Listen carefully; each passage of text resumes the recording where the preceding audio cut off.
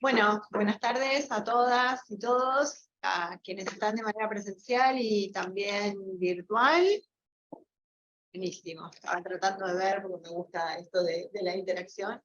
Bueno, en principio agradecerles a Santi, digamos, en representación del instituto, por permitirme estar en este momento compartiendo este espacio. En verdad, bueno, me gustaría quedarme todo el tiempo, la verdad no puedo. Por supuesto a Elena y a Jorgelina también por estar dispuestas siempre a, bueno, tratar de ilustrarnos y compartir su saber y su hacer, que es, doy fe, realmente tremendo.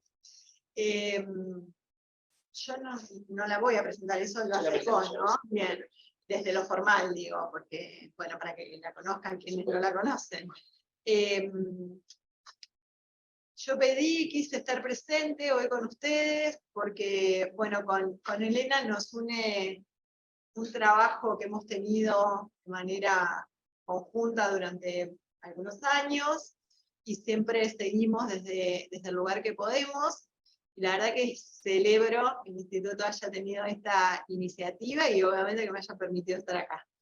Creo que es muy importante trabajar el rol de abogados y abogadas en el proceso penal, a trabajar con víctimas de delitos graves en general y de este delito en particular, donde sin ninguna duda con conocer la norma, conocer el derecho, tener en cuenta el enfoque jurídico no alcanza. Tenemos que tener eso y claramente otras cuestiones que la facultad no nos enseña. Ese es el punto, digo, porque generalmente lo que aprendemos es el derecho, pero el poder ser empáticos, empáticas, o ponernos en el lugar de las personas que están sufriendo el delito, no revictimizar como operadores y operadoras. Y cuando digo esto es de manera general, de manera integral, digo. Acá no estamos hablando de funcionarios o funcionarias judiciales o de abogadas y abogados, estamos hablando de todos y todas como operadores y operadoras. A mí me parece fundamental poder dar estas experiencias, y como lo contás vos, Elena, y cómo ustedes lo trabajan, y el trabajo que realmente vienen llevando a cabo en la Fiscalía, y cómo a su vez interactúan con otros poderes y otros dispositivos. Digo, esto es fundamental poder trabajar en red. Yo particularmente tengo 32 años de ejercicio profesional, siempre me dediqué a la profesión independiente, y no había trabajado con víctimas de violencia. La vida me fue llevando, la cuestión que un día aparecí, digamos, trabajando en el Estado con estas personas, que están de manera permanente en situación de vulnerabilidad, y en algunos casos de hipervulnerabilidad. Entonces, digo, necesitamos mucho más que el saber jurídico y poder acompañar, hacer un acompañamiento paciente, entendiendo, escuchando, viendo sus necesidades, cómo se hace para tratar de cubrir sus necesidades, y también como abogados y abogadas a plantear estas cosas, ¿no? Digo, porque a veces parece que el análisis tiene que ser jurídico, el enfoque, planteamos la defensa, no es la defensa o los derechos, ¿no? El ejercer los derechos va mucho más allá. Así que nosotros desde este colegio, para mí claramente eso me marcó muchísimo en la vida. De hecho, no, hace ya, qué sé yo, cuántos años, 4 casi, que no trabajo más en ese rol. Y lo cierto es que siempre que puedo, doy una mano cuando hay alguien que lo necesita. Con Elena en el 2020 ya no estaba, y hicimos un trabajo conjunto para ahí, sí, tengo este contacto, y el otro, y el otro, y el otro, truc, y ayudamos a que una situación se pueda resolver. Y la verdad que eso me parece que es prioritario como profesionales con enfoque claramente de derechos humanos. Cuando hablamos de derechos humanos es cómo hacemos para que las personas lo puedan ejercer. y bueno, en eso Elena y todo su equipo son un ejemplo. Así que también agradezco la iniciativa que hayan tenido de sumarla. Recién preguntaba la doctora, ¿qué roles ocupa Elena? Además de venir y colaborar cada vez que la llamamos en alguna actividad. Ella es asesora honoraria del programa de derechos de las víctimas en nuestro colegio, que lo vamos llevando adelante, pero ahora con la nueva ley se ha dictado una formación entre el Ministerio de Justicia, el Colegio de Abogados de la Provincia de Buenos Aires, y bueno, y esperemos pronto poder ponerlo en práctica, y claramente tenemos que poder ir trabajando con las y los profesionales para tratar de generar el empoderamiento. Digo, yo particularmente, en lo personal, entiendo que no es sencillo trabajar de este modo, y que requiere la construcción colectiva. Y bueno, en eso obviamente Elena se ha sumado también con el compromiso que la caracteriza. Así que bueno, yo no voy a decir mucho más, y espero que puedan disfrutar, y esto se trata de un aprendizaje conjunto. Y quienes se quieran sumar, tienen las puertas sumamente abiertas al espacio que deseen. Así que no tienen más que venir, y bueno, y es eso. Así que bueno, muchas gracias y disfruten. Bueno, gracias, Rosario, por tus palabras. Sí, es tal cual lo Es la decís, que realidad. hemos trabajado juntas sin conocernos. Sí, claro, tal cual. Sí. No nos conocíamos personalmente, sino por no. teléfono, de solucionar cosas hasta que nos conocimos.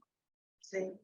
Y yo siempre digo que no importa en el lugar que estemos, porque la verdad que cuando tenemos el compromiso siempre tenemos algo para aportar.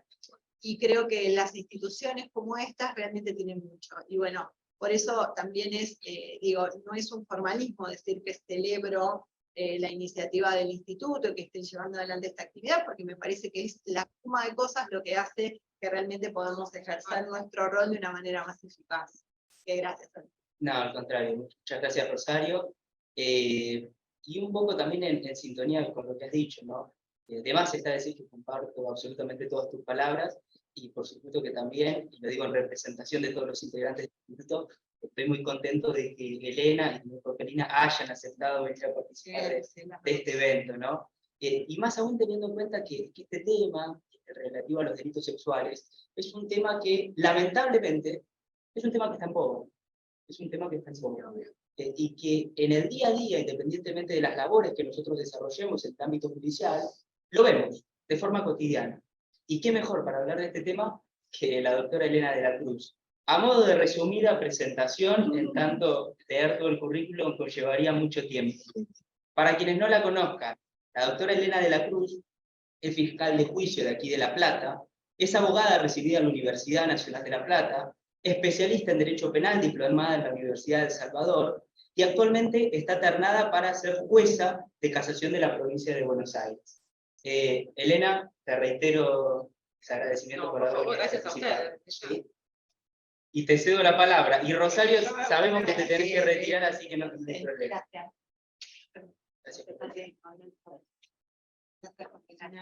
Muchas gracias. Bueno, hasta el Benito.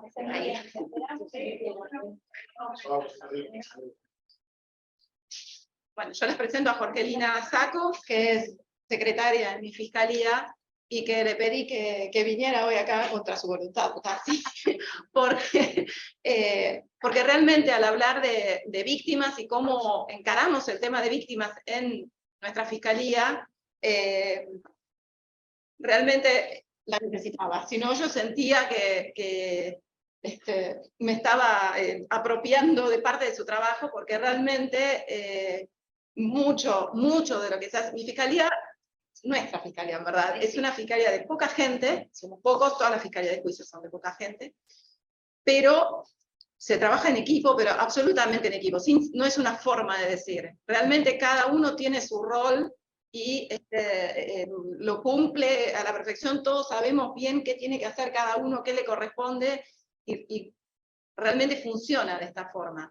Y no es un rol además que se lo impongamos, sino que vamos viendo en qué funciona mejor, y a partir de ahí vemos para qué, claro, dónde explota cada uno. Y ahí vamos funcionando. Y ella es bárbara con las víctimas, justamente. Por eso es que ha venido. No solo con eso, pero sí con las víctimas, especialmente al punto que terminamos el juicio, hay sentencia, y por ahí al año la llaman para preguntarle un cambio de escuela, por ejemplo, de algún hijo o algo así, o sea, como la consultan por temas varios. Bueno, como ustedes sabrán, el tema de víctimas hace unos 6 años aproximadamente, se empezó a hablar hace unos 10 años, y recién hace unos 6, 5 años más o menos, que realmente se empezó a tratar en forma formal, ¿no? Formalmente. Cuando yo ingresé como fiscal, yo trabajaba en casación como relatora, y si bien siempre atendía a las familias de las víctimas, realmente a mí el cambio me lo hizo una señora en uno de mis primeros juicios, justamente en el Tribunal 2, que integraba aquí la doctora Torrisi, que la estoy viendo. Era un juicio por un homicidio, y sería pero mi tercer, cuarto juicio, estoy hablando del año 2010. Y bueno, yo estaba haciendo mi trabajo, en un momento hay un cuarto intermedio, y se me acerca una señora, que yo no sabía quién era, porque en esa época no solíamos entrevistarnos primero con las víctimas, la señora no era testigo tampoco. Me acerca la señora, me dice, ¿usted es la fiscal? Sí, sí, le digo, yo soy la mamá de, me dice el nombre de la víctima, señora, siéntese, me sienta al lado y me dice, yo sí me pongo mal cuando me acuerdo cuando dijo, yo no quiero que usted lo piense a mi hijo como lo ven las fotos ahí en la causa, porque ese no era mi hijo era este, y me empieza a dar fotos de la comunión, de un cumpleaños, de cuando egresó del secundario, y eso a mí me hizo un giro en la forma de pensar, porque hasta ese momento yo venía con la formación de la facultad en la cual nos enseñaban todas las garantías del imputado, que son importantísimas, y el proceso y demás, y de la víctima nos enseñaban que la diferencia entre víctima y particular ramificado. Eso es lo que yo recuerdo así como tema de examen, diferencia, y que la víctima podía o no ser particular ramificado, que podía ser distintas personas, eso, y que era víctima directa e indirecta. Listo. Nada más, después era como un testigo más en el juicio. A mí esta señora me hizo ver, y no era un abuso sexual, un homicidio, pero cómo tenía que cambiar el eje, y cómo, si bien la función del fiscal era representar a la sociedad, yo tenía que prestar atención a esta persona que me estaba hablando a su vez de otra persona, y no de la víctima que tenía en esa autopsia. Y a partir de ahí empecé a llamar primero a las víctimas, a atenderlas, a recibirlas, a trabajar con ellas para los juicios, o sea, directas o indirectas. Con respecto a las víctimas de abuso sexual,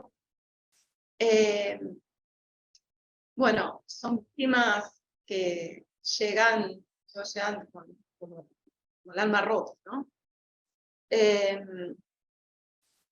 Nuestro derecho también, en principio, las trataba como meros testigos del juicio, en un testigo más, y recién con las reformas de la ley se les empezó a dar este tratamiento formal. En el año 94 se firmó Belém Pará, en el 96 Argentina por ley, ¿no?, la ratifica.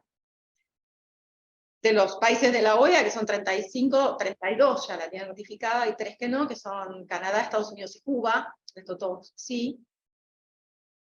Pero la verdad es que no había una aplicación concreta, uno no veía en las causas que se hablara de la Convención Interamericana para prevenir, erradicar, sancionar, ¿no?, la violencia contra la mujer, o que se hablara del Pacto de Belém do Pará fuera de los ámbitos que se hablaba de derechos humanos o de violencia de género. No lo veían las causas. Eso pasa recién a partir del fallo Góngora, que es en el año 2013, en el año 2009 además sale la ley 26.485, ¿no?, la de violencia contra la mujer. Pero es recién con el fallo Góngora del año 2013 que dice que, bueno, que no se puede hacer suspensión de juicio a prueba cuando hay los delitos contra violencia contra la mujer, porque en definitiva, ¿no? Haciendo un resumen, y creo que todos lo conocen, que se remite al artículo 7, inciso F del Pacto de Belén do Pará, que dice que tiene que haber un juicio oportuno, y también dice que en el G, cuando habla de reparación, que la víctima tiene que hacer una reparación, o resarcimiento, dice que esto no implica que pueda ser alternativo, sino que es algo autónomo y conjunto. Tiene que haber juicio oportuno y a su vez tiene que haber reparación. Y el juicio oportuno lo relaciona con la posibilidad de saber cuál fue la verdad de lo que ocurrió y que la víctima pueda dar a conocer un veredicto de culpabilidad, si es así, y a una sanción. Y en Góngora se habla de, la Corte dice que este juicio oportuno tiene que ser el debate oral, pues es recién ahí donde se puede acceder a esto que hablamos de llegar a un veredicto y eventualmente una sanción. Esto trajo como consecuencia que en un primer momento, yo que hasta ese momento entrevistaba a las víctimas siempre, sobre todo a las de abuso sexual, a ver si querían que yo abreviara o no, pero yo no lo hacía por una cuestión de, la verdad no lo hacía por Belén do Pará, no. Yo lo hacía porque entendía que era absolutamente importante conocer si la víctima quería o no declarar en juicio.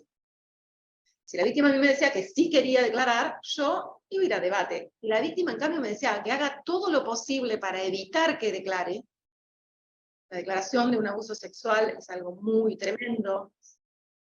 Esto es algo que, bueno, de hecho Rosario Sánchez ya me lo ha escuchado decir, pero creo que para cualquiera de nosotros contar una experiencia sexual, aunque sea consentida, ante gente desconocida además, sería absolutamente, por lo menos para mí, vergonzante. Y además con algunos detalles, porque para poder llegar a la calificación hay que dar ciertos detalles.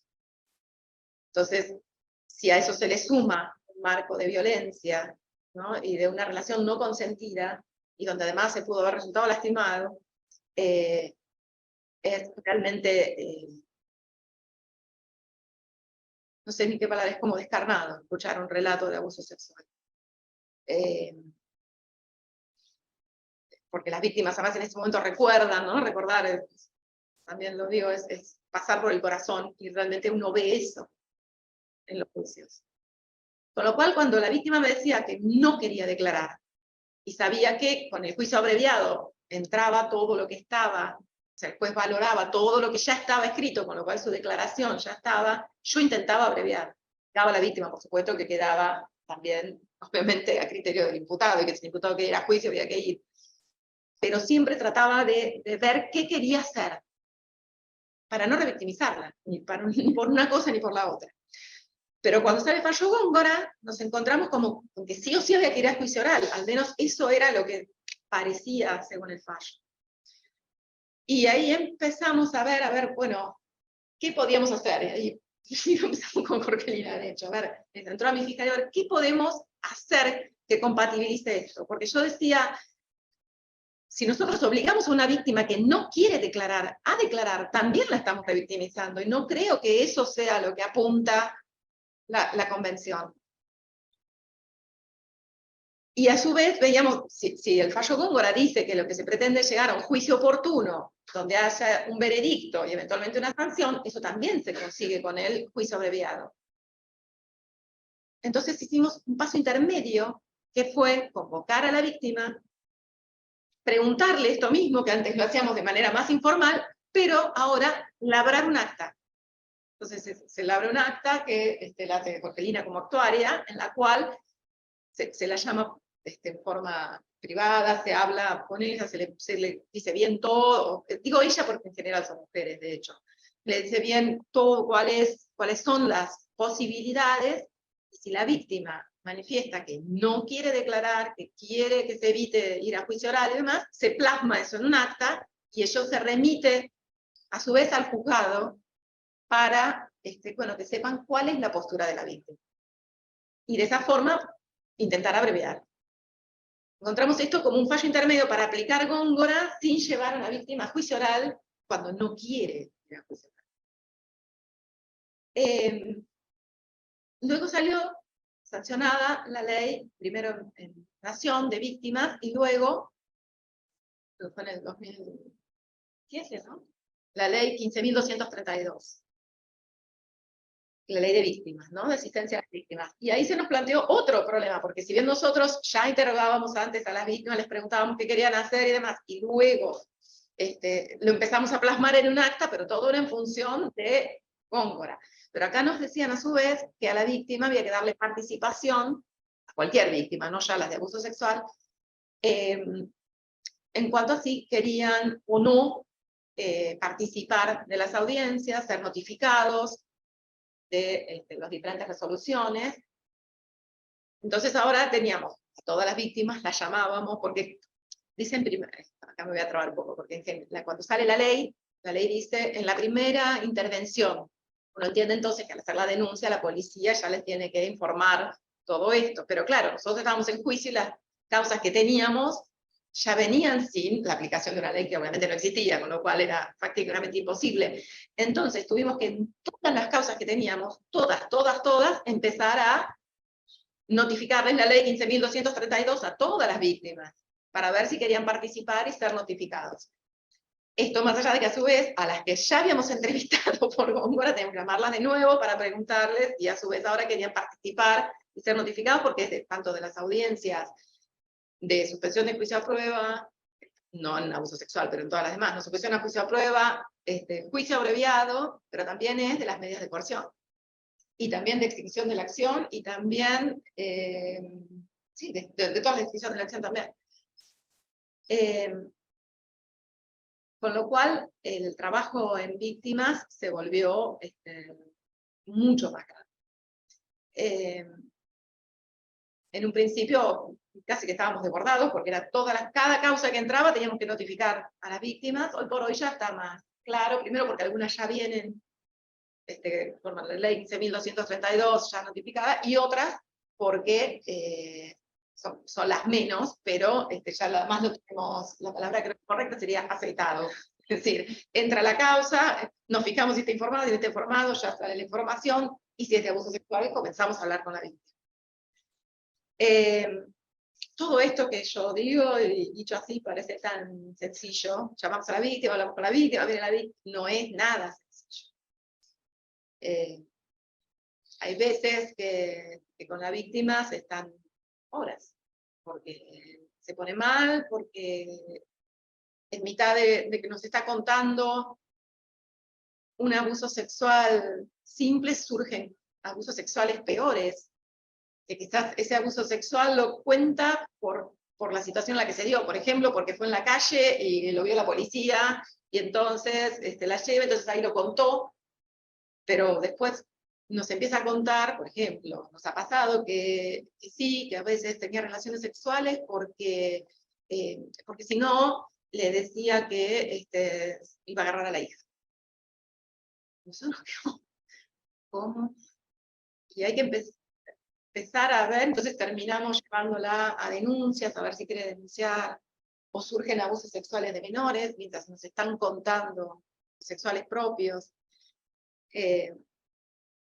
Y todo esto, la verdad, lo hace Jorgelina. Yo estoy en debate, ella lo hace, entonces me llaman, entonces voy. Ahí es esto que contaba Rosario Sánchez, que ella muchas veces interviene, es porque ha intervenido, ella estaba en víctimas, en el gobierno anterior, entonces hay planteos que nos hacen a veces que nos exceden judicialmente. No son para la justicia penal, pero la postura de nuestra fiscalía es que la víctima está frente al Estado. La víctima no se plantea si yo soy fiscal, ella es secretaria, si somos nada más que una fiscalía, si es penal. La víctima está frente al Estado, cuando está ante mí, cuando está ante el intendente, cuando está ante el Estado, y quiere que le solucionen el tema. Entonces, por ejemplo, con Rosario nos conocimos porque una víctima planteó que para escapar de su pareja, que la tenía amenazada de muerte y todo, se había ido a La Matanza ella, que tenía familia ahí estaba trabajando en una panadería, pero no conseguía colegio para los hijos. Entonces tenía 3 nenes chiquitos, los 3 sin escolarizar, porque claro, había sido a mitad de año. Claro, esto me excedía totalmente, yo como voy a conseguir escuela, y entonces ahí averiguamos dónde era víctimas de la provincia, porque tampoco podía ser la municipalidad, tiene que ser provincia, porque era La Matanza, bueno, y ahí me comuniqué con Rosario, nos conocimos así telefónicamente, y ella se encargó y le consiguió el colegio a estos 3 nenes. Y otra vez también, Jorgelina se tuvo que mover con víctimas. Más, yo lo voy a dejar a ella que hable un poquito, porque la verdad que de la parte práctica, ella me dio cuenta a mí, Elena, pues ya más habla muy rápido, ya van a ver, dice, Elena vino fulanita y dijo tal cosa y tal cosa y tal cosa y tal cosa, y tenemos que conseguir esto, y tenemos que hacer esto, y tenemos que hacer esto. Así que bueno, ahora les quedo un poco a Jorgelina, porque Me cuesta. sí, claro, no quería venir, pero yo digo, no, porque esto lo haces vos, y a mí me gusta que las cosas realmente las cuente la persona, claro, la que las hace, porque además, obviamente todo se habla, y quizás sí, yo hago una directiva y no sé qué, pero todo se conversa, porque, en mi opinión, la persona que hace el trabajo te puede decir la falla también de lo que vos estás diciendo como gran idea para hacer. Entonces quizás a mí se me ocurre, no, lo que podemos hacer es tal y tal cosa, y ella por ahí me dice, sí, pero si hacemos eso, puede pasar tal cosa. Y yo ahí digo, ah, tiene razón, y cambiamos. Bueno, una vez que siga la causa de abuso sexual o violencia en general, cualquiera sea, si bien se saca un oficio con el cual se notifica a la víctima y hay un primer contacto telefónico, generalmente cuando tengo ese contacto telefónico, yo a las víctimas las quiero conocer de cara para saber cómo son y quiénes son. Porque un nombre no hace a lo que estás viendo en el papel. Entonces, una vez que se saca el oficio, ya tenemos un contacto telefónico, viene la fiscalía, y no viene una vez, vienen 2, 3, 4, o cada vez que van al centro, pasan por la fiscalía. Y está bueno saber quién es la persona que tenés en ese papel. Es muy duro, como dijo Elena, nos ha tocado causas de abusos que no era lo que estaba escrito, era mucho más. Había que salir a agarrar eso que vino en un papel poco parecido a la realidad. Y hemos tenido juicios que a mí me impactó, fue el de una nena que fui a cámara Gesell, y fue después de la pandemia, el 2020, y una nena que dice, yo quiero declarar, porque pasó más cosas de las que con los años fui recordando mucho más. Y nada, tenía mucho miedo y me dijo, bueno, confía que vas a estar bien, vas a declarar sin la presencia, obviamente, del imputado. Y una vez que estuvo ahí, se descompensó. Que se descompensó después que declaró. Y cuando fui, me dijo, gracias porque pude contar todo. No solamente ese poquitito que había dicho en ese momento cuando tenía 13, 14 años y él tenía 19. Era mucha la diferencia. Claro, porque nosotros, cuando tenemos una cámara Gesell, sí, porque declaró siendo menor, ¿no? Todos sabemos por el 102 bis, igual llamamos para preguntar si la nena, o a veces ya pasa a ser mayor, si quiere o no declarar. Porque alguna vez se me ha opuesto un defensor, pero los tribunales todos me han dado lugar a eso, porque en 102 bis, la cámara Gesell no está previsto como una garantía del imputado. Es una protección de la víctima, para que pueda declarar esa sola vez. Pero si la víctima quiere declarar de vuelta, ¿cómo no se le va a permitir? Si es una garantía suya. Obviamente que si sigue siendo menor, se va a hacer otra cámara Gesell. Se va a hacer de vuelta la entrevista con el psicólogo, ver si está en condiciones de declarar, y se declarará en cámara Gesell, si es que así lo pone el psicólogo. Si es mayor de edad, no. Pero siempre los convocamos a ver si con la cámara Gesell está bien, o si quieren agregar algo más, si quieren declarar de nuevo. Porque pasa también con nenes que por ahí declararon de chiquitos, y cuando por ahí declararon, o sea, a los 12 años, y el juicio es cuando tienen 16 o 15, y cantidad de cosas que le pasaron, la resignificaron, cosas que en su momento no se dieron cuenta que era lo que pasaba, siendo más grandes sí, y entonces quieren declarar de nuevo. Y este fue un ejemplo que nos pasó, y la nena, es más, se descompensó, llamaron a Zoom. Después de declarar. Después de declarar, estaba la mamá ahí, y nos quedamos charlando con la nena, y yo vi que había una nena que, si bien tenía 19 años, trabajaba, no había terminado el secundario, y fue mucho más allá. Nos quedamos charlando, y digo, bueno, ya esta etapa la vas a cerrar, ahora inicia tu vida, porque estaba trabada. Había quedado en el juicio, había quedado en el abuso. Y con charlas, durante que la mamá declaraba, dije, bueno, te falta algo más que tenés que lograr, que es terminar el colegio, anotarte y terminarlo. 4 meses después, recibimos llamada a la fiscalía, que era esta nena, de 19 años, que se había anotado en un colegio de noche para terminarlo, Y la verdad que uno ahí siente el trabajo terminado, no solamente en la parte de la uno la va ayudando y siendo empático, porque es muy difícil tratar, porque te narran los hechos crudos, como los vivieron, sino que culminar con esa persona en ese estado, que pudo seguir con su vida, reiniciarse en su vida. Porque a veces lo que me dicen en la fiscalía es, muchos me ponen el oído, pero no me escuchan. Porque lo que necesitan son otra cosa, no es solamente que se va a hacer justicia, es ir un poco más allá siempre. Creo que lo que nos caracteriza a la fiscalía es la empatía, cómo vamos empatizando con las víctimas. De hecho, cada causa para mí tiene un recuerdo, y es lo que hacemos, es empatizar. Y tiene su resultado cuando tenemos el veredicto, y yo ahí vuelvo a llamarlas nuevamente, porque si bien ellos saben que en 10 días, cuando hay un juicio, va a haber una sentencia, pero está el llamado de la fiscalía después que dice, hola, mirá, ¿sabés qué? Logramos esto. Y ahí tenés el gracias, el llanto atrás del teléfono, y eso la verdad que es reconfortante cuando ves gente que la pasó tan mal en determinado momento, en que hay alguien que le escucha, que estamos presentes. Sí, de hecho, para nosotros la reforma de la ley, porque eso nosotros lo hacíamos siempre. Sí, desde el 2018, yo empecé a trabajar con Elena en el 2018. Y cuando ingresé a la fiscalía ya tenía esa modalidad. Sí, llamar a la víctima y Llamar a la decirle, víctima la y- víctima. Sí. Y cuando salió la ley 15.232, nuestro cambio fue eso, que tuvimos que notificarlo a ver si querían también participar de las medidas de coerción, o sea, de las audiencias, ¿no? Sobre medidas de coerción y dar su opinión y demás, pero en el resto, nosotros seguimos trabajando igual. Sí, tal cual. Porque No nos modificó el fondo, solamente Claro. para saber si quería participar y recibir resolución. el hecho de que la víctima, ¿no? Que en realidad es alguien tan importante en el proceso, porque todo ese andamiaje, en realidad, está bien, es para proteger las garantías del imputado, pero es porque hay una víctima que fue ultrajada en sus derechos, sea cual sea. Y en función de eso, es que además el Estado considera que también se encuentra afectado, y por eso hay un fiscal que actúa con acción pública o con acción de instancia privada.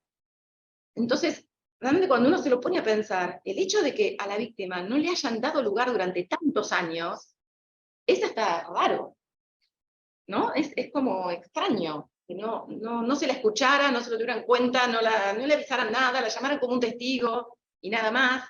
El condenado de piedra, Tal cual. hace casi 39 años cuando recibí de hacer una tesis sobre la víctima. Con el doctor Marina Caudino, que nosotros habíamos si sobre la víctima, que ha dicho que sobre la desaparición de los dinosaurios, seguro, pueden ser. Quiero pintar acá, doctor, la historia de los Marinas, el papel de la víctima, de los griegos, los romanos. No, tenemos un particular agricultor, pero no es una víctima del código de apuntar. Bueno, hágalo, me gusta. Pero era como que le estuviera hablando de otro tema. Era inexistente la facultad en esta época, la víctima no existía.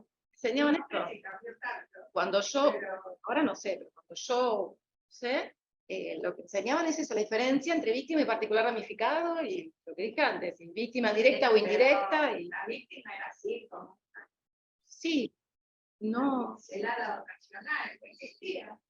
No No. existía el contacto tampoco con la fiscalía. No, eso desde ya. no, No había contacto. De hecho, me pasa con muchas víctimas que cuando las vuelvo a llamar en causas viejas que por ahí quedan, dice, recién me llaman. Es más, hasta estaba mal visto. Yo en algunos juicios, en algunos juicios, he visto defensores que me lo han cuestionado, han querido desprestigiar el fiscal porque se habían enterado de que había estado hablando con los testigos o con la víctima. ¿Cuál es el problema? Salvo usted me pruebe que les confusión para que digan algo que falte a la verdad. Pero, ¿cuál es el problema? Digo, ¿cuál es el problema? Pero estás impresionado. ¿Sí? O se cuestionaría que fiscal no habla para mí. tal cual. Pero ahora no les pides a entrarse, no mucho. Sí, pero una deslealtad, no lo puede olvidar. No, porque me parece que Y muchos jueces hacían lugar, que no se puede Sí. hacer. Porque me parece que la idea del fiscal era más como alguien apartado que tomaba la acción pública y a partir de ahí es lo que yo decido y lo que yo pienso es lo mejor, y no, en realidad hay que escuchar.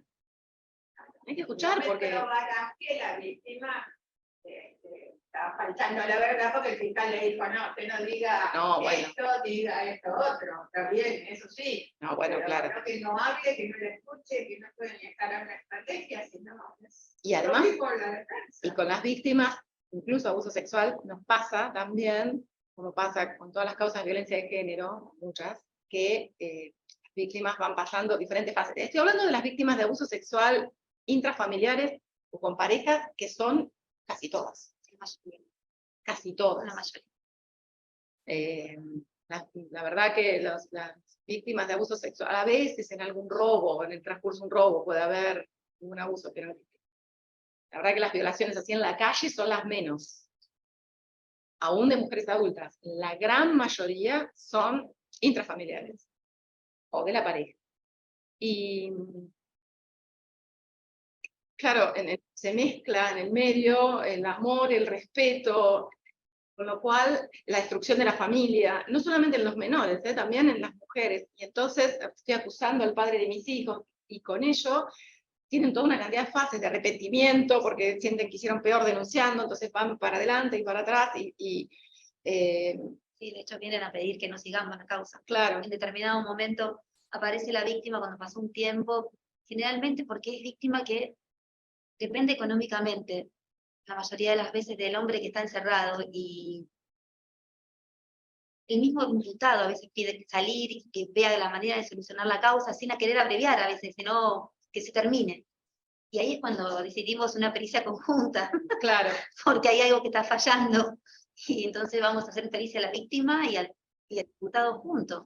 Para Claro, ver. porque en un principio lo que se hacía hace unos años era cuando la víctima se desdecía, entonces se le hacía una causa por falso testimonio grabado y por haber sido un perjuicio del imputado. Y lo que nosotras hacemos es eso, hacemos una pericia a los dos, esencialmente psicológica, a veces también psiquiátrica, para los dos, que en general, la asesoría pericial de La Plata la hace el mismo psicólogo por separado, porque así, esto ya lo decide la asesoría pericial, ¿no?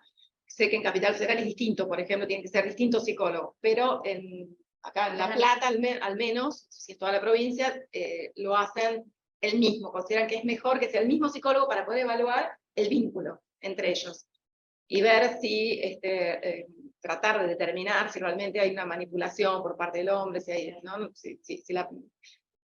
Cuál es la personalidad de cada uno, a ver si realmente pueden encuadrar en una situación así, de relación asimétrica. Una vez que tenemos eso, muchas veces lo que hacemos es, si la causa puede tener una resolución por juicio abreviado, y además con una pena de ejecución condicional, esto se le transmite a la víctima, entonces se le explica que vamos a pedir una pena, pero de ejecución condicional, así no sigue estando preso, pero que le vamos a poner como condición, por supuesto, que no tenga trato conflictivo con ella, y que haga un tratamiento en el patronato de liberados, que ellos consideren si es contra la ira o contra el alcohol, o la que ahora de construcción de las masculinidades o demás. Y además le explicamos que si comete otro delito, por ejemplo, si le vuelve a pegar, en ese caso se armaría otra causa, y que ahí sí la pena sería de efectivo cumplimiento. Y entonces eso las deja tranquilas, porque es como saber, bueno, ahora te ayudo, no vas a estar preso, doy consentimiento para que haya un juicio abreviado con pena de ejecución condicional, pero no me podés volver a pegar, porque si no vas preso. Y con eso, no nos lo dicen, pero es la sensación que uno tiene. Un alivio. Un alivio, y a su vez, esta postura es para mí, para todos los delitos. Yo creo que las penas, que además son bajas, no resulta conveniente que se pasen en una institución carcelaria. Entiendo que es contraproducente incluso para la prevención especial positiva, ¿no? Para la reinserción social. O sea, meter en una cárcel a una persona un año, o un año y medio, no creo que tenga mucho sentido, y que en cambio puede resultar peor. En cambio, tener una pena de ejecución condicional, pero sujeto a ese tipo de condiciones, también les ponemos como condición en estos casos cumplir con cualquier resolución del juzgado de familia, porque siempre hay un juzgado de familia que por la 12.569 está interviniendo, entonces le ponemos como condición que a su vez cumpla con cualquier resolución del juzgado de familia. Y sí, es una solución que funciona realmente. Estamos hablando en estos casos, ¿no?, más de violencia de género o de abusos sexuales simples, ¿no? Porque claro, sexual ya con gravemente ultrajante o con acceso carnal es imposible porque las penas son más altas, ¿no? Pero son causas muy complicadas. Estas eran sobre abuso sexual particularmente, pero aún en las tentativas de homicidio y más en violencia de género, a veces son realmente complicadas. Nosotros tuvimos una de una mujer que el marido le había disparado y le había hecho perder un ojo, y ella en juicio, primero había contado bien cómo había sido, pero después cambiaba toda la historia. La pericia psicológica decía que sí, que ella lo protegía totalmente, y ocultaba lo que había pasado. Además, ya tenía denuncias de violencia de género y demás, pero ella decía, yo en un momento le pregunto si no veía del ojo, y con tal de defenderlo, no, sí, pero casi ni me doy cuenta. Era manicura, Sí. el cual requería de su vista para poder hacer las manos, y ella negaba que esa faltante del ojo era increíble. Y me llegó a decir que yo estaba ensañada. Usted está ensañada con esto. Y la retractación también. Sí, por supuesto que seguro, claro. Claro, por eso hago intervenir, o pedimos que intervenga asesoría pericial, para ver si esa retractación es real, si la denuncia anterior fue falsa, o si... De hecho, molestado, retractación y todo por ayuda del psicólogo, de la psiquiatra. ¿Y sí? Sí. Pero no son pocas las veces que pasa esto, ¿eh? No. Es muchísimo. En el día a día tenemos, en la semana surge, en un mes, 2 causas así, Claro. que tenemos que salir a buscar esto, a ver qué está pasando realmente. También es familia, está con una voz para el abuso. Tal cual. Sí, y se divide la familia. Se divide la familia, Sí, concreta. sí. Hay gente que le cree y gente que no le cree, y empieza a haber todo un conflicto. Terminar con todo. Terminar con todo. Más abrumada del Estado. Sí. Sí, de hecho, muchas veces es, ya que termine, es la frase en esa entrada, que termine ya esto. No se puede, es un proceso. Y Yo tengo una pregunta, y aclaro, a quien quiera Sí, introducirse por en la favor. charla, esto se da en el marco de la informalidad. En consecuencia, si tiene una pregunta o algo para debatir, directamente levanta la mano y lo dice, ¿sí? Pero aprovecho. Sí. Yo lo que veo, y esta es la gran pregunta que tengo, es lo siguiente. Yo coincido con vos, te tuteo, ¿no? Sí, Yo por supuesto. coincido con vos con que las facultades de la víctima han ido acrecentándose a lo largo de los años. Quizás en el año 2009, para mí fue el momento quito, ¿sí? La 14942, si no recuerdo, o 14543, no recuerdo exactamente, que es la que modifica las facultades del particular de magistrado. Sí, claro, cuando Sí, puede empezar a recurrir en claro, y investigación. ahí termina la vieja discusión con relación a si el particular implicado era parte o no era parte, que encontramos en los libros más o menos. Y esto obviamente tiene, a mi modo de ver, un corolario final con esta ley de víctimas, ¿no? No es una proposición de nosotros. Ahora bien, yo lo que advierto también es que se han acrecentado tanto las facultades de la víctima que a veces la balanza se ve demasiado inclinado con relación hacia la víctima, ¿no? Y la pregunta completamente es esta. Ustedes, que en calidad de Ministerio Público, fiscal, tienen el deber de actuar justamente con objetividad. ¿Cómo hacen para atribuirle credibilidad a la víctima cuando a veces lo único que tenemos en las causas de violencia de género, justamente de violencia sexual, es el testimonio de quien dice ser víctima contra quien se encuentra imputado en la causa penal? ¿Cómo hacemos con esos casos para atribuirle credibilidad a una de las partes en contraposición a la otra de las partes? ¿Cómo actúan ustedes con eso? Es que nosotros no le atribuimos credibilidad. Nosotros o le creemos a uno o le creemos al otro. No es ¿Y que cuál es el criterio? el mismo que hay en crear? juicio. El mismo que en un juicio. No, los escucha y además es la causa más lo que hay. qué pericia. Por eso justamente llamamos a la víctima y hablamos, porque en realidad, en general, en estos delitos, no hay muchos testigos presenciales. Al contrario, justamente por ser intrafamiliares, sí, en general es mi palabra contra la tuya. Entonces es ver, bueno, ¿qué relato resulta más creíble, más coherente? Además está también la resonancia afectiva que hay. Una persona que está abusada, no es que todas van a llorar de la misma forma, no. Porque tampoco es cuestión de que la víctima de un abuso sexual va a llorar y llorar. No, o sea, que está totalmente contenida, la que casi no puede hablar, pero uno se da cuenta el nivel de afectación que hay, que luego resuena afectivamente, usando las palabras del psicólogo, de diferente forma.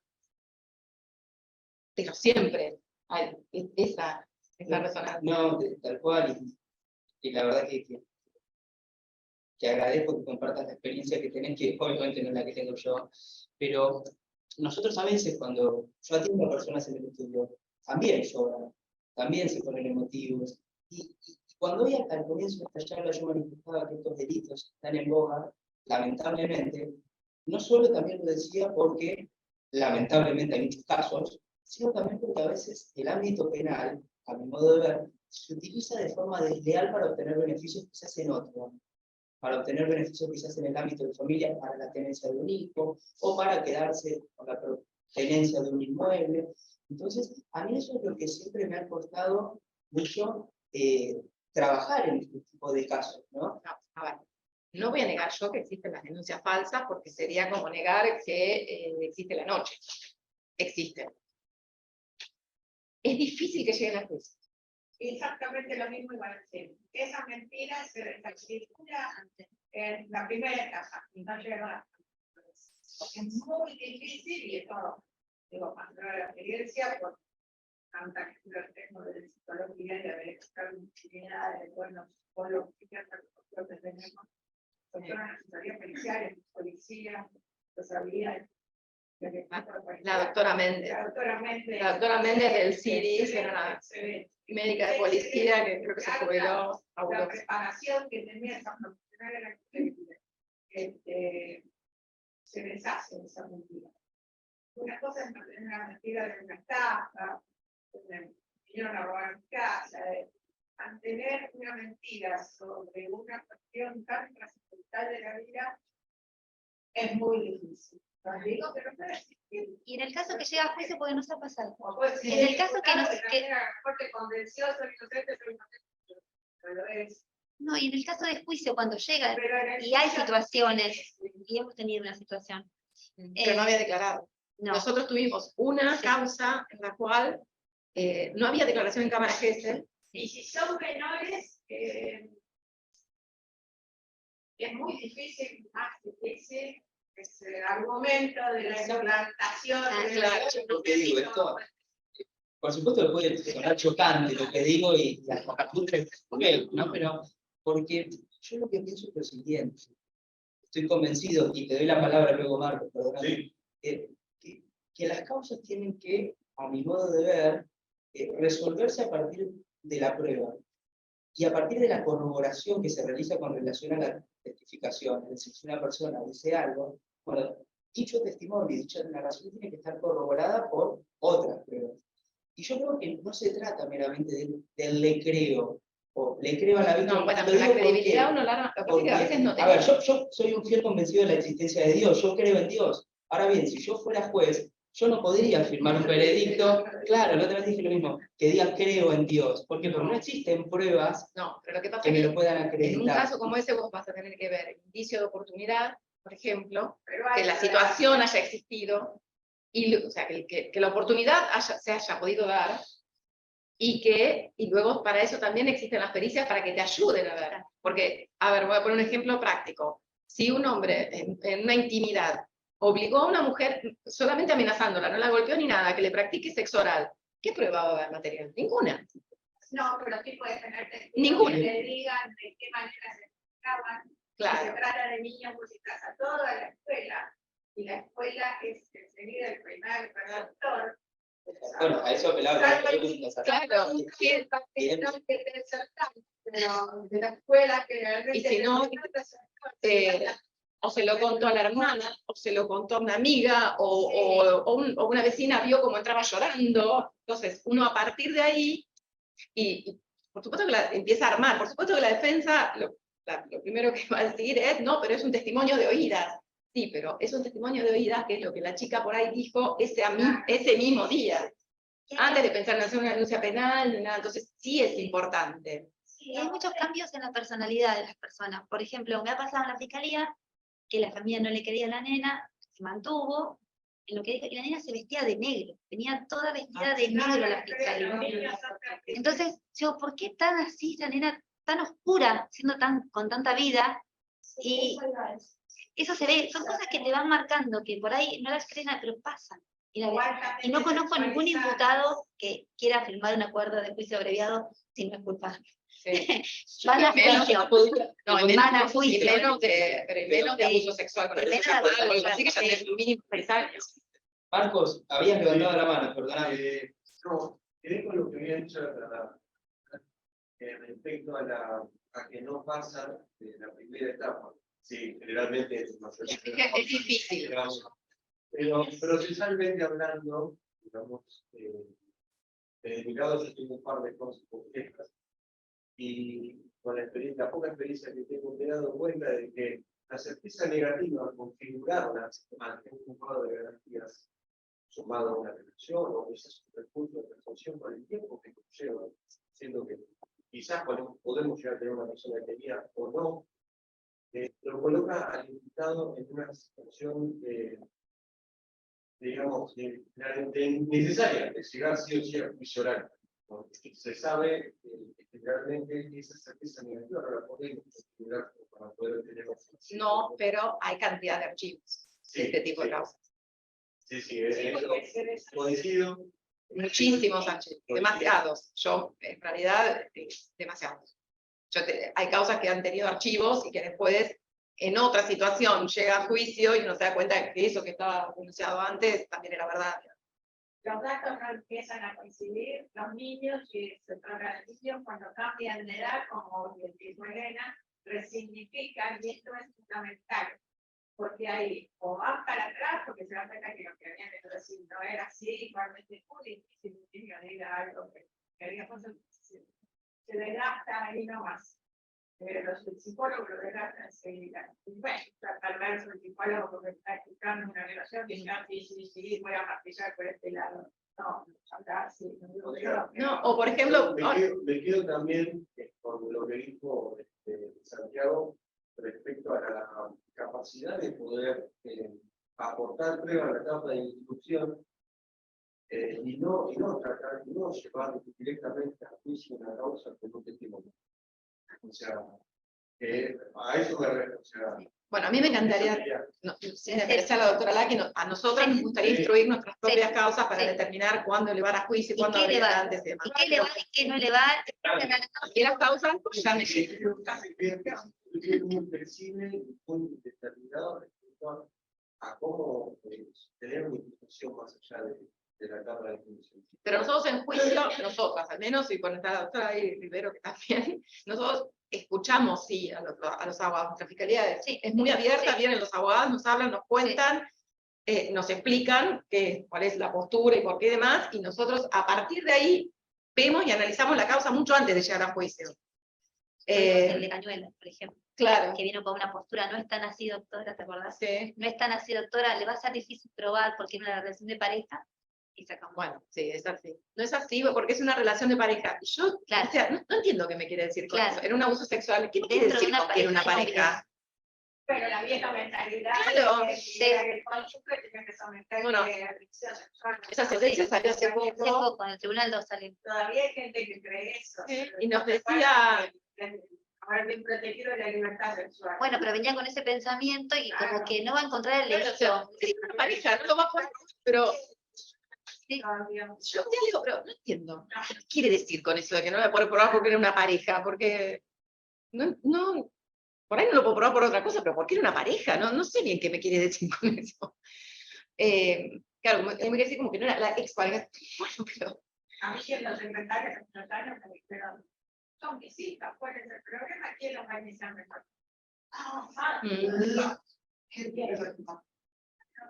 Pensamos en los antiguos griegos, que llevaba la hacia adelante, con Sócrates, entrenaba a los niños y Nosotros los ahora introducía en la sacamos, etapa sexual, ¿no? Es historia, por eso es un crédito. Estaba mi amiga que ya tiene experiencia en el tema, que pensaba que es uno de los delitos que más ha evolucionado después de la humanidad, más allá de los delitos cibernéticos, que bueno. Después un robo, un homicidio, una estafa, siempre podemos poner lo mismo para el romano, el griego, para nosotros. Este es un delito que ha evolucionado y sigue evolucionando, no tiene límite, día a día, día a día, día a día. Sí, el código me parece penal también ha ido un poco ayornándose, ¿no? A este Claro, nuevo por supuesto. entendimiento. Fíjense, si uno agarra el código 1921, Rodolfo Moreno dijo, lo que se va a encontrar es con una situación en la cual la mujer era directamente puesta en calidad de inferior, ¿sí? El viejo delito de trata habla de la mujer como un objeto, prácticamente, habla de la mujer robada, sí, pero o además, de la vieja figura del adulterio, ni ¿no? siquiera, Marca una pero ni gran siquiera hay que salir disparidad. el 921 porque lo podrían haber modificado. No, uno ve el código de 1998, pues modifica en 1999 y se sigue hablando de mujer honesta y delitos contra la honestidad y demás. ¿Cuánto costó hacer entender que era la penación? Cuatro de casación, te recordarás. Sí, que cuando no hay acceso carnal. Trajo a Freud y demás, y la zona erógena, y por la penetración, ustedes, la vagina, y Sí. punto. Bueno. Nada más. Eh, La zona erógena más importante todavía que la vagina, ¿no? Y el fallo de la relación muy bueno. Tengo la toda en esta sala. yo no digo estas cosas porque como, bueno, no eran votos míos, sino de mí, porque yo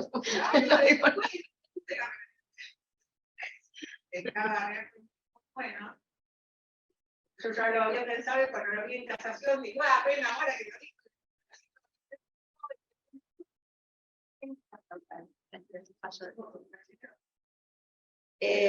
Con esta causa terminaste con el uno. bueno, modificó la ley, para mí no estamos contentos. te ríes yo porque en el fallo este de la... Porque además de ser entre parejas, una pareja, el fallo este que Eran hace novios, poquito, sí.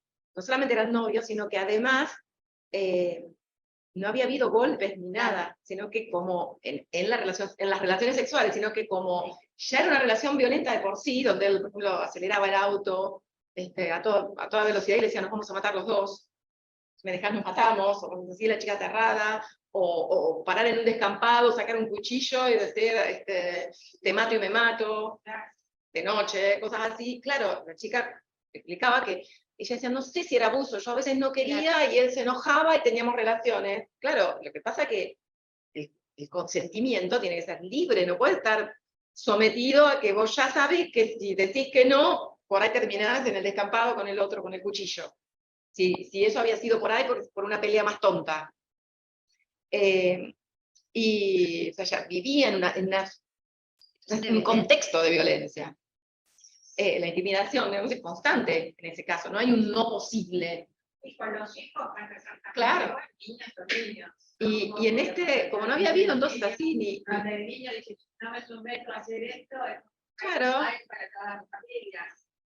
Yo hago esto y hay Una cierta paz. y hay una paz y no se enoja y está mi mamá bien, mis hermanas bien, todo bien. Y yo en el juicio me indignaba porque las preguntas de defensa eran, bueno, pero te pegó, te ató, y yo Te me obligó. quedo así, te ató, Te y ató yo, a la cama. te ató a la cama, yo mira, te ató a la cama, pues yo tengo más, Te ató a la cama. se arma. ¿Por qué se la ató? Si no la ató, no hay abuso, o sea, Era así. y claro, yo me daba cuenta igual de la dificultad que había para entender que eso podía ser abuso. Y yo, bueno, por supuesto, hablé de la ley de 1999, que ya habla de libre, de consentimiento, tenía que ser libre. O sea, más allá que el consentimiento siempre debe ser libre, porque si no, no hay consentimiento. La ley dice que no haya podido prestar su consentimiento libremente. O sea, porque por cualquier causa no haya podido ser libre. O sea, hace especial hincapié, como una redundancia eso. ¿Pero por qué? Porque querían hacer la diferenciación con la ley anterior en cuanto a que ya la violencia no tenía que ser solamente física, sino que la viscompulsiva, o sea, la intimidación también resultaba apta para que se configure, ¿no?, un delito de abuso sexual. En mi vida. si es mi confesor, si Por supuesto. es amigo adulto de la familia. Sí, la simetría en la relación. La simetría en la relación. Bueno, y yo te veía porque en el fallo yo terminé diciendo cómo esto ha ido cambiando a lo largo de la historia, y entonces leí un poema de Neruda y otro de Calderón, De Calderón, los sí. cuales Sometimiento describen una violación. era una violación, lo que el poema era una violación. Claro, un relato, sí, el de Neruda creo que no es poema, sino que es un relato confieso que he vivido, donde lo que es una confesión de un abuso. Terminamos así de fregar. Claro, ¿no? Y me encanta Neruda, pero y Calderón también, pero yo lo leí casualmente para explicar cómo había sido la evolución. Para terminar diciendo que esta evolución, que también dice que quizás para los hombres más grandes es difícil de comprender, no para el diputado, que es un chico de 22 años, y esto lo sabe. Y por eso el diputado al declarar decía que no era como decía la novia, que había sido siempre que ella quería, ¿no? Que Lo cual hay que reconocer que ha habido una evolución de la libertad sexual tan grande que las partes están de acuerdo. Eso es verdad. Sí. Hace 40 años uno no tenía otra idea. También se quedó. Hoy es una violación, pero bueno, por eso siempre pienso Sí, que esto ha evolucionado de una manera fabulosa. Y la ley y la justicia no nos van a parar. hoy la ley 26.485, cuando explica qué es la violencia sexual contra la mujer, ¿no? Como las violencias que se toman como violencia contra la mujer, y dice expresamente, sea o no dentro de un matrimonio, o con una pareja vincular. Y hace bien en decirlo, por más que no tendría por qué, porque en realidad, con que el consentimiento no esté prestado en forma libre, ya habría abuso, pero lo aclara porque hasta hace poco se consideraba que en el matrimonio había una obligación de la mujer de una relación con el hombre para la procreación. Entre tribunales es así, ¿no? Esto, No existe. no, pero bueno, es muy buena gente, era muy buena operadora de derecho, pero Perdón que ahora voy, pero de lo que vos me decías de cómo crear, a nosotros nos pasó así una vez con una chica que no había declarado, 2 hermanas supuestamente abusadas por su hermanastra, por su medio hermano. Pidió sobre 6 meses. Sí. Y el Nunca abogado, declararon. nunca habían declarado. El abogado nos venía y nos decía que no era así, que no era así. Y entonces yo pedí que se haga la cámara Gesell antes del juicio. Un anticipo de prueba, que se hiciera la cámara Gesell para ya tenerla para el juicio y para ver. A mí no me gusta abreviar si no hay cámara Gesell. O si el psicólogo, cierto que el psicólogo diga que no puede declarar, pero que si el psicólogo dice que puede declarar, que se haga una cámara Gesell antes de abreviar. Y bueno, vamos a hacer cámara. Sí, tremendo. Y cuando hacemos la cámara Gesell, fue la única vez que me pasó. Sí. La hija era una niña que en ese momento tenía 15 y la hermana 13. Y la de 15 dice que en realidad había sido todo idea de su hermana de 13, que era mentira y que había sido toda idea de su hermana de 13. Y la más grande no tenía dejarse señales, las más chicas sí. Cuando había sido el hecho tenían, por ejemplo, 13 y 11. Entonces, ¿saben? Idea de la hermana más chica. ¿Cuándo vino la hermana más chica? Era de... Nunca había algo, nunca. La psicóloga también nos dijo, nunca había algo por el estilo. Sí. Un caso de un nivel de no sé así, pero realmente un nivel de cinismo, de maldad, Sí. y decía que sí, que lo había hecho, ¿no? Sí, Todo sí, porque la mamá, era porque la mamá le daba todo al hijo varón. claro, como Y ellas dos quedaban como afuera de todo. Y en venganza hicieron la denuncia, que es lo que dice él. y el dejar Meneas lo había hecho ella misma, Ella y misma con explicó las manos. cómo, una cosa tremenda que contó, pero con una frialdad. Y ahí mismo se pidió el procedimiento.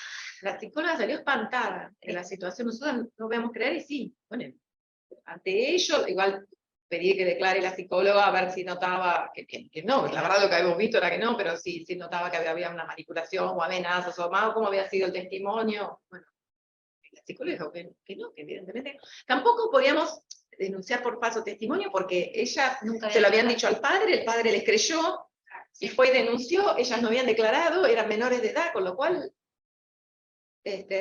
sí, pero ahí no había habido cámara Gesell, no se Ahí había llegó escuchado. a juicio, tardó en llegar Sí. mucho tiempo, que es lo que él decía. Con una prueba sola de un dicho, Bueno, pero tuvimos esa oportunidad cuando sí, estuvo detenido mucho tiempo. En ese momento cuando vino el abogado que venía a hablar, era un señor...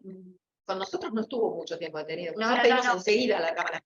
Cuando vimos eso, de instrucción hasta que llegó a juicio, pasó un tiempo importante para estar detenido en de delito. Y se lo escuchaba al abogado y se le decía, le juro que en tanto tiempo que soy abogado, señor Mayor, no me acuerdo, y decía, nunca pasó esto, te juro que le creo al chico, así, te juro que le creo, tienen que escucharlo. Y pues sí, pedimos ahí en la Cámara Jefe. Yo me dice que lo escucháramos a él y yo dije, no lo escuches a él, vamos a hacer directamente, vamos a pedir que se haga la Cámara Jefe, vamos a escuchar a ver qué dicen las víctimas. Sí. Y el diputado se la pasó llorando. Ah, sí, fue tremendo. La verdad que fue tremendo. Pero es un caso, no recuerdo por qué era que no se había hecho la Cámara Jefe en instrucción. Eso sí que no me acuerdo. porque no estaban en condiciones de declarar. Solamente por eso. No estaban en condiciones de declarar. No, por eso. Por eso es cuando vimos la causa y llegó el abogado, como él. Por eso yo no dije es imposible, dije es difícil. Fue el único caso que tuvimos. Ah, sí.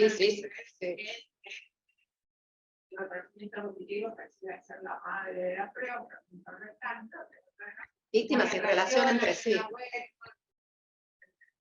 El afán de buscar culpable es, yo creo que como víctima se recomienda también contigo. No, bueno, pero en ese caso fueron reconocimientos positivos de mujeres abusadas que no se conocían entre sí, y todas lo reconocían. Y no era. Y no era, al final, por un ADN se descubrió quién era, lo que pasa es que parecían gemelos.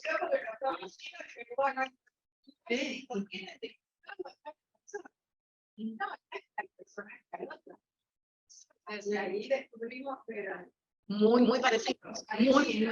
Que no tuvieron violador con varias causas en poder, la sentencia, y había una muestra de su material genético de la sentencia, y pudimos hacer la comparación. Había habido también problemas, pero no la hizo. Sí. Bueno, un poco el Innocent Project tiene que ver con eso, con la base de la tecnología. Exacto. Las felices, que eran inexistentes en la cabeza de las personas, han servido para clarificar muchas La situaciones. gente que ha salido de Estados Unidos. Axel, vos tenés una... Sí, y para condenar sí, también. tal cual, Porque por con supuesto. el ADN... Para hacer justicia. No, para con el ADN, ahora me voy con el fiscal. Es verdad que en Estados Unidos, que tiene un sistema de prescripción, no sé si crees si tienen alguno, ¿no? Hicieron muchas revisiones, salió mucha Sí, gente. hubo muchas revisiones. Sí. Hubo muchas revisiones y muchos salieron, pero fueron muchos más los que resultaron condenados, muchísimos. Para saber lo que ocurrió independientemente de quién beneficie. Sí, claro. Coincido plenamente. Axel. Dale. He tocado muchas veces el estudio de mujeres la relación de pareja y contra que en realidad era una relación paralela. Me acuerdo que ella me planteó, yo de haber sabido que tenía una familia armada, me lo hubieran invocado. Y me quedó la duda de si trataría que sea algo para estarse a las relaciones que venían en consecuencia. No haya podido estar en el momento. Y estas chicas que vienen, por dos casos, igual que se tenían un claro punto de violencia. Bueno, es un planteo que se puede hacer. No lo veo. Bueno, teóricamente el Código Penal, ya derogado... Claro, lo preveyeron en el caso del matrimonio. No, además. hay un artículo que castigaba a aquel que justamente ingresara en la morada de una mujer, estuviera con ella relaciones sexuales, haciéndole creer que era su esposo, ¿no? No, y estaba el que se hacía pasar por el marido. Es eso en realidad. Ahora bien, eso a mi modo de pero el que se va en contra de... Pero que no, porque lo del que se hace pasar por el marido no era el tema de entra por la noche y la mujer se lo confunde. El problema es que hay que recordar que en esa época estábamos en una época de inmigración y había mucha gente que se casaba por carta.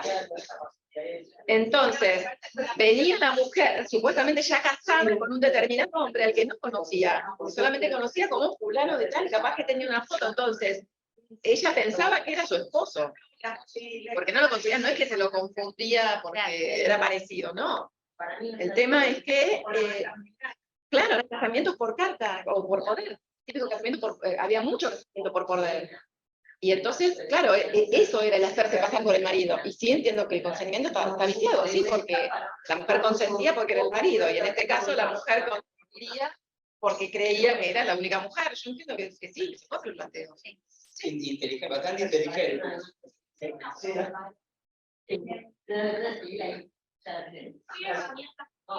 Chicos. Digamos, cuando se hace juicio y la cámara que se ve plenaria y la menor no puede declarar.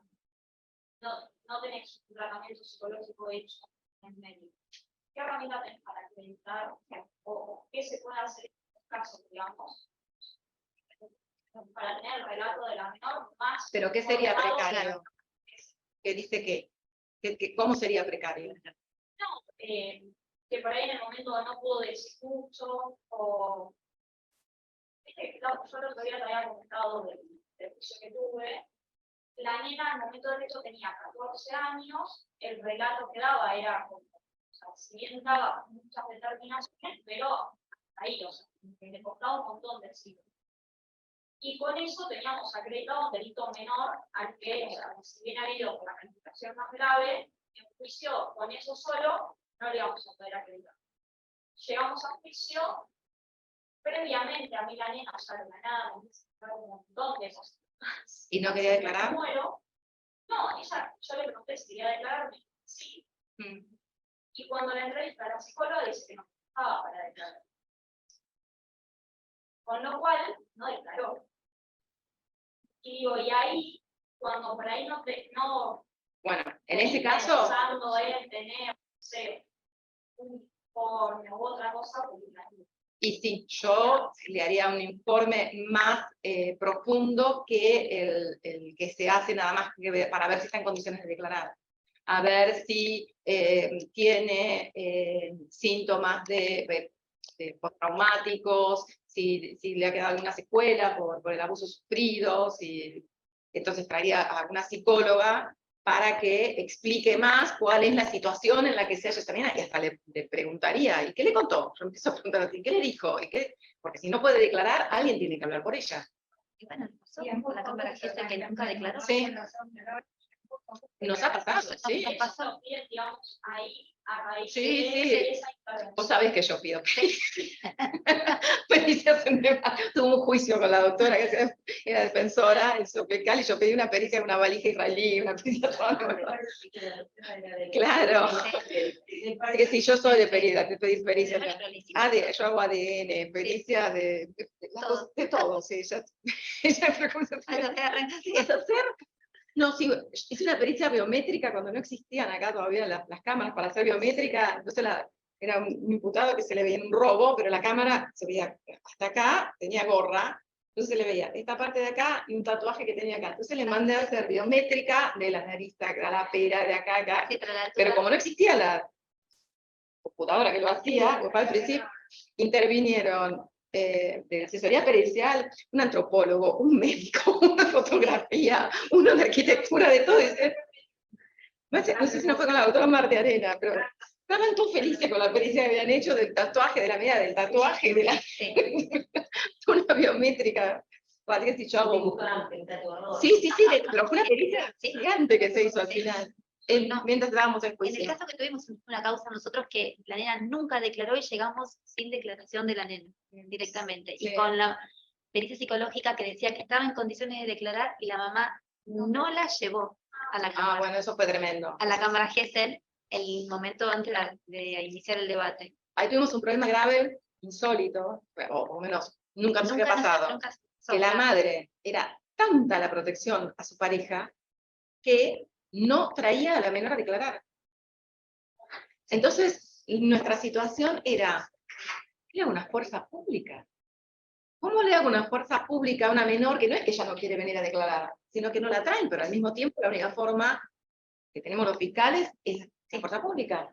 Sí, por más que mandes a la comisaría de la mujer y que vayan mujeres, era muy difícil. Pero de hacer meter. una fuerza pública en contra de la voluntad de la madre, el padre, para colmo, la nena Separados. separado y totalmente resignado a que la mujer le hacía una cantidad de maldades, con lo cual, ¿cómo hacíamos con esa nena? Ese fue un juicio del doctor Vitali. Sí, hace el y me tribunal sigue 3. llamando.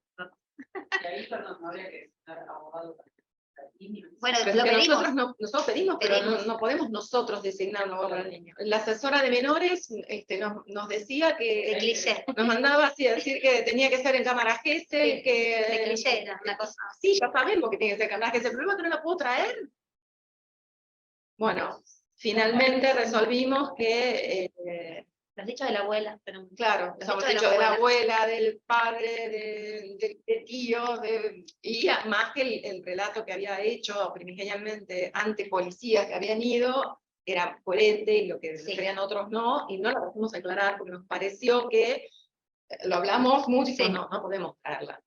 No podemos traerla bajo la fuerza, De hacer un hecho, escándalo con la madre agarrándola. en esta causa vivía la nena con la mamá y el imputado seguía viviendo en la casa.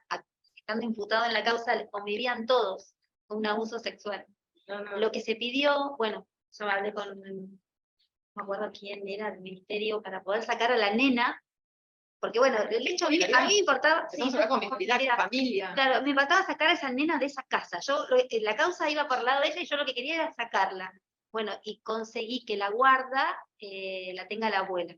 Así que, mientras que íbamos a debate, había toda una movida atrás de la fiscalía, ¿cómo hacíamos para sacar a esa nena de esa Una casa? nena de 9 años, no es que Para que no viva más, que la guarda la tenga otro. O sea, la abuela.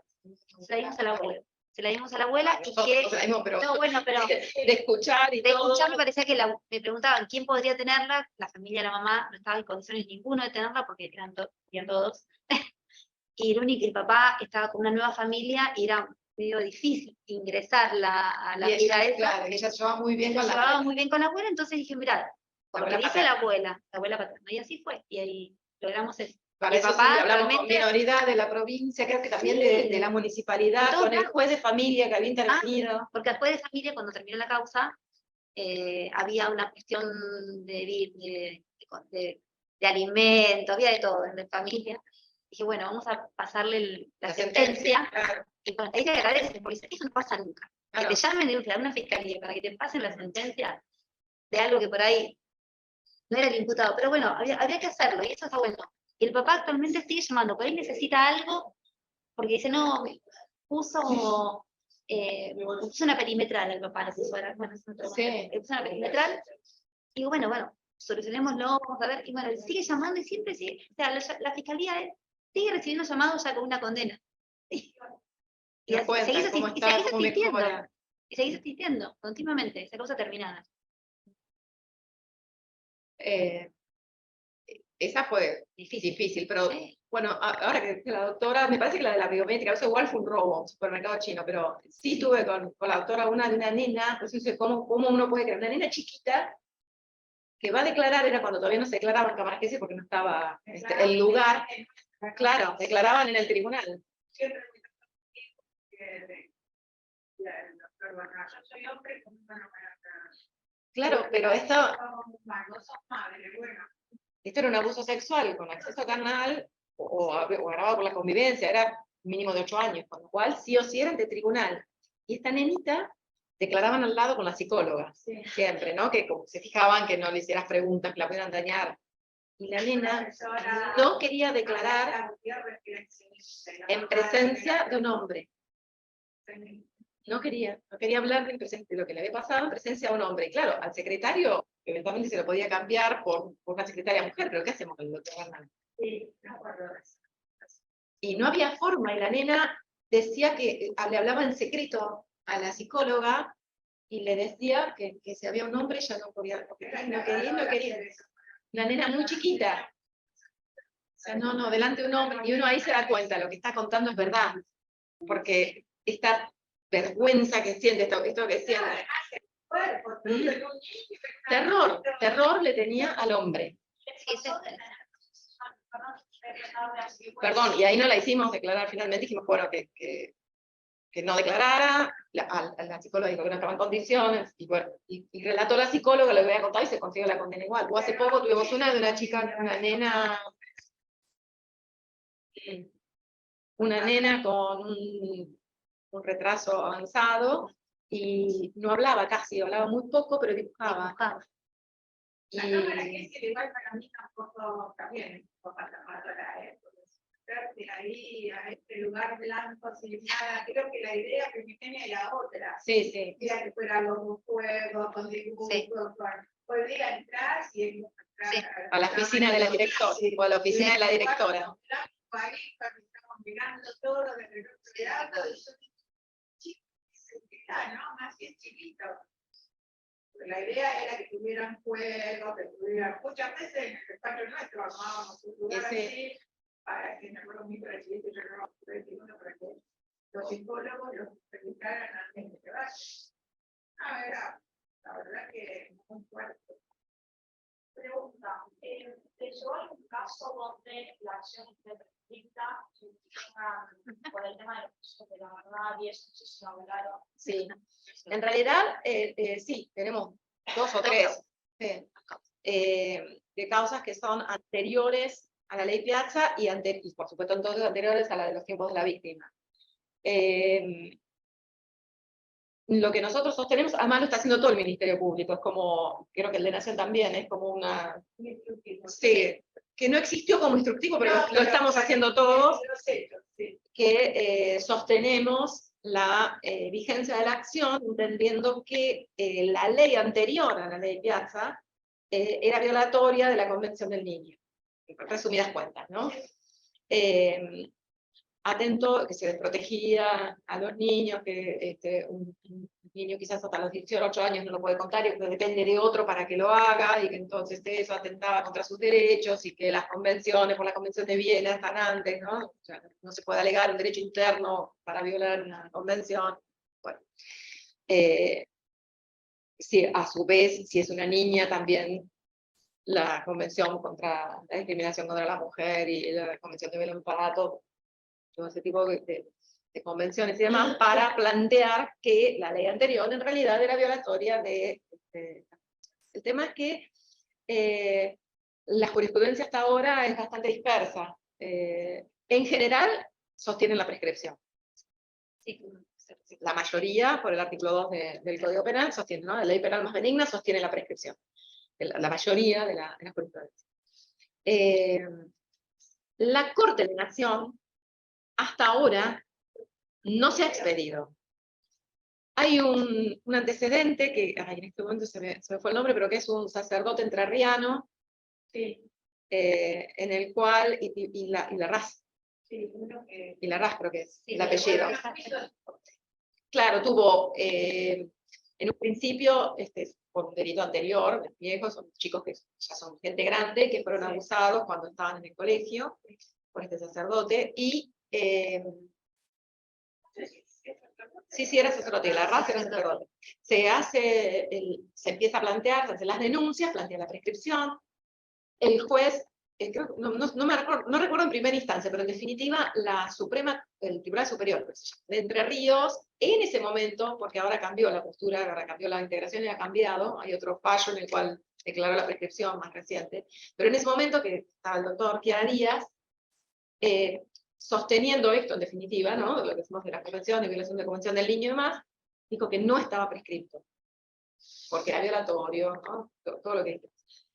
Eso se va a Corte de Nación, y Corte de Nación dijo que era prematuro entrar a sostener si estaba prescripto o no. Con lo cual, se hace el juicio. Resultó condenado. Y hoy por hoy, confirmado por las instancias de Entre Ríos, y hoy por hoy está en Corte de Nación y no hay sentencia. Es decir, que en el fondo todavía no se ha expedido.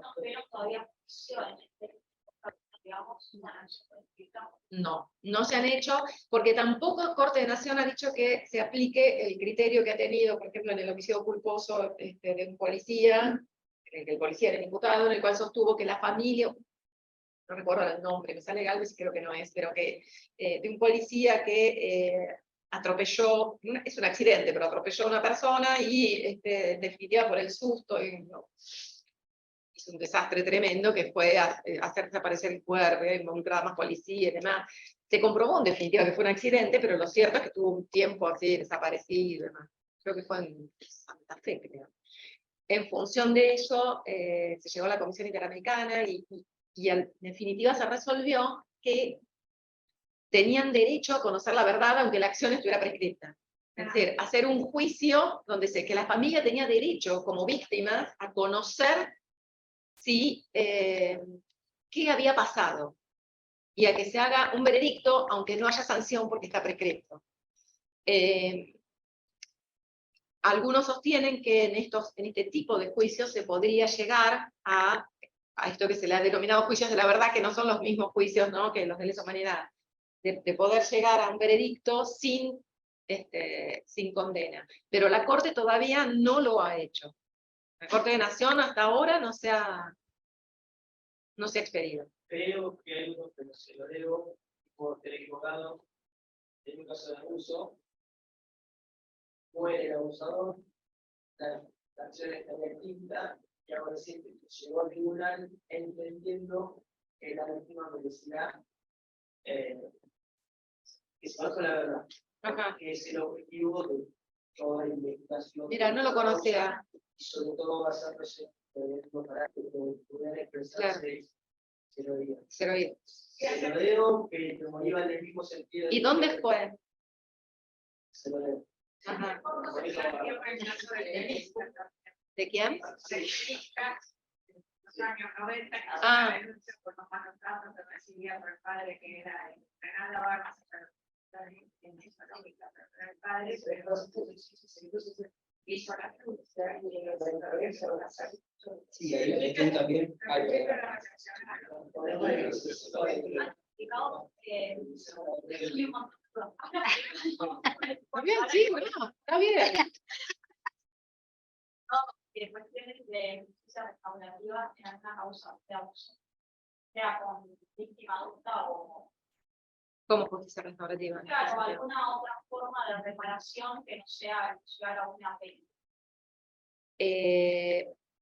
Lo que pasa que no, porque no podemos hacer ni suspensión de juicio a prueba ni mediación. Mediación no podemos porque hay en la procuradora en su momento, y el procurador no lo ha modificado, son una resolución por la cual no se puede hacer mediación en casos de violencia de género. O sea, todos los abusos sexuales de mujeres lo son, con lo cual no se hace. Pero y suspensión de juicio a prueba tampoco por Góngora. Con lo cual, reparativa, ahora no, sola no. No, hoy contaban en el programa Patrocinar que algo similar a lo que contaba Colega, una señora de 86 años, fue abusada por su papá, obviamente envejecido, pero que nunca lo había podido comprar porque la madre no le creía por una cuestión de que no te exigía que se lo probara, o traer una prueba que era una creencia que lo que vos estás diciendo es verdad. Y obviamente que no lo tenía, entonces la madre nunca le dijo. Cuando acude al programa, hacen toda una movida para que le acepten la denuncia, independientemente de que el agresor ya había muerto. Bueno, terminan consiguiendo, digamos, que le presentan la denuncia. Cuando la citan a la señora y le comentan, obviamente, sobre el cáncer, que va a tener esto, para las consecuencias, lo que la señora manifiesta era independientemente de que en el caso tampoco se iba a poder avanzar, bueno, la persona había acontecido, pero que para ella la reparación estaba en que alguien la haya escuchado, o sea, que ese sea el Estado, digamos, que no es que era un vecino, una vecina o cualquier persona, sino el haber personalizado el conflicto y que ella se fuera ahí con gente que estaba diciendo yo te creo en lo que pasó, digamos, y no necesito que me traiga, no sé, prueba que acredite la señora, o sea, los 76 años de seguridad, como por ahí a esas cuestiones, no sé si han tenido casos como Que lo termináramos ahí no, porque nosotros siempre hemos pedido condena, pero sí nos ha pasado no una, sino muchas veces. Lo que pasa es que parece que ya acá nos hablamos de víctimas que terminado el alegato, es decir, sin tener siquiera veredicto, vienen y nos agradecen y nos abrazan, y lo que nos dicen es que Ay, nos que los agradecen escucho. cómo los escuchamos Claro. y cómo les creímos y cómo Sí. hablamos por ellos, y que ya con eso, muchos nos dicen incluso que ya con eso les basta. Sí. Sí, sí. Sí, es lo que yo dije hoy. Antes El de tema que es que esté la alguien lo sentencia. diga. Alguien que preste el oído, realmente. Eso es lo que busco. Eso sí, muchas veces. De hecho, a diario. Sí, entonces, eso es bastante Eso es común, verdad, sí. es a diario. Es que las víctimas de estos delitos, sobre todo cuando a su vez no han sido, no sé, la típica imagen de la mujer violada de antes, que parece que si no estaba toda golpeada y con la ropa rota, no podía demostrar que la habían violado. Cosa que no se le exigía a nadie, digamos, a nadie en un robo, que fuera a denunciar un robo, le pedían a ver si lo habían golpeado o tirado un tiro, o le creían que lo habían obligado a dar sus cosas. En cambio, a la mujer, para creerle que había sido violada, tenía que, a su vez, o sea, además de la violación, tenían que pegarle. Porque si no le habían pegado y roto la ropa, entonces no estaba violada. Yo digo que las exigencias que hubo para las mujeres fueron bastante... Todavía que crees muchos jóvenes, Bueno, como le preguntaron a nuestra víctima hace poco, pero te ató a la cama. Y entonces, víctimas que no tenían esos signos físicos, eran menores o mayores, sí, las estaban de locas, de mentirosas, de buscas, de que en realidad le estaban manipulando la situación. Esta nena que la mamá no la traía, esa nena, vino la tía, la mamá y todos, diciendo que la causa había sido cuando la nena tenía 7, 8 años, decían no, que era muy manipuladora, ¿cómo va a ser manipulada con 7 años? O sea, ¿hasta dónde puede manipular semejante situación? Porque que te pueda manipular para que le compres un globo, bueno, pero algo tan complejo como lo que la nena ha denunciado. O sea, sí, las tratan de locas, de mentirosas, de fabuladoras, de exageradas. Bueno, eso es lo que la defensa de dado que aparte trae trina de psicólogos, también lo sostienen, la formulación del tenor, y por supuesto que eso es para su defensa. Y bueno, Y el SAP, el síndrome de alienación parental, es eso. porque le quieren sacar la casa, este tipo de cosas, quieren sacar la casa, y sí, se utiliza mucho. Se quieren sacar las casas. Yo quisiera hacer una pregunta más, ya que contaron, más que nada de opinión por ahí. Desde mi experiencia, yo trabajo en una ayudantía fiscal y en ese momento me dieron para trabajar exclusivamente los abusos, pero sin la retrada, y a mí me hizo mucho daño. O sea, ¿cómo hacen ustedes Es lo que para hablamos. preservar su psiquis? Yo no pude, de hecho, actualmente no los estoy trabajando porque hasta tuve una carpeta por eso. Pero es cierto, es una realidad que lo que es recursos humanos o preparación de letrados del Ministerio Público o de la defensa pública, no hay una preparación para escuchar a una víctima de abuso. Y es muy gráfico, entran con el alma rota. Sí, Tremendo. tremendo. ¿Cómo hacen ustedes para preservar su psiquis si han podido hacerlo? Yo creo que estoy bien por ahora. No me pensamos, pero que es una buena pregunta. No, No tenemos ni tiempo de pensar. se hace, creo que como todo trabajo para el médico que ve los casos así, creo que uno te hace carne en determinado momento. Empezás a ver, por eso a mí me gusta conocerla, hoy lo dije de entrada, yo quiero verle la cara a quien estoy hablando. Para mí es importantísimo ponerle un engaño a esa víctima. Y nosotros cuando lo acercamos, es durísimo, lo vemos terrible, y salimos a defender lo que, bueno, a poner todo. Falta preparación de un cuerpo que te dedique a Sí, pero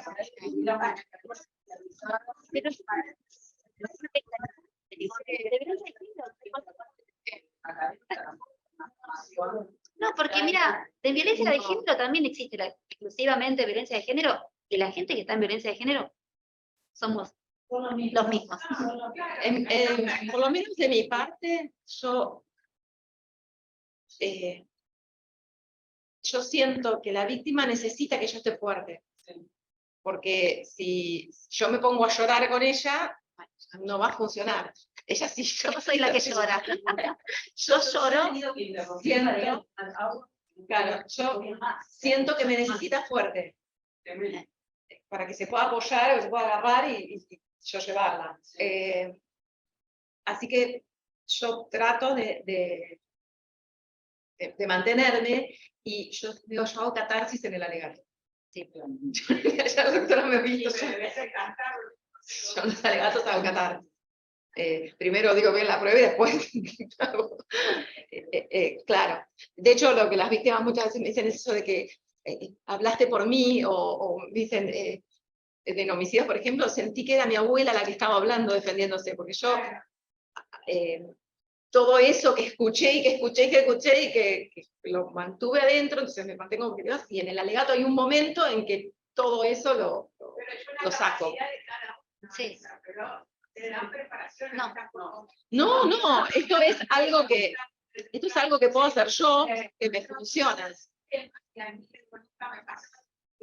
Pero una psicóloga compañera pero lo que ya en el relato de la víctima, como si lo vivieran con ella.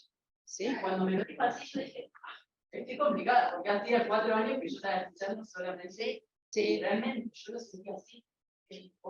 De hecho, yo a ella le pido, no, pero vení. ¿Por qué? Porque yo necesito que ella, esa parte de la catarsis, la viva también, porque es el momento en que podemos sacar todo eso. Sí. Porque si no, es como que sí, te queda en el alma. Sí. Entonces es duro, pero Sí, y además si se te logran tanto los sentidos, no tampoco tenés, puedes hacer una no. evaluación de lo que Claro. va a hacer. Igual se le complicó más a tu mamá. Ahí se me complicó. no, bueno, yo soy mamá, pero no sé, creo que me pasa así, sé delimitar hasta dónde llegar, o sea, el límite, lo tengo ahí, y después que una vez que tenemos las condenas, sabes, bueno, felicidad plena, la verdad que es esa, logré encontrarle a esta persona esto. Un cuerpo especializado, una preparación. Hace poco tuvimos un juicio por jurado que fue bastante largo, con jornadas largas, y en mitad del juicio nos notificaron una condena, que estábamos, bueno, la condena del abuso en el marco de una relación. Y en el momento que nos dio una sentencia nos olvidamos que estaba jurado Claro, porque la y pedimos disculpas, fue culpa de todo, porque ¿qué pasó acá? Pero bueno, Felicidad. pero es que yo pienso en la víctima. no, es que Como tenemos esa relación, sabemos lo que va a significar. ¿no? O sea, uno lo que hace como confirmar Sí. algo en casación, que yo sabía que estaba muy problemático, entonces era esa satisfacción de decir, bueno, lo pude, esto. Nosotros lo que sentimos es más, llámenla ya, Sí. llámenla ya. Mandale que la llamen a la víctima. Chicos, Seguida. vamos cerrando el evento, Sí. ¿sí? Porque nos van a matar en el colegio.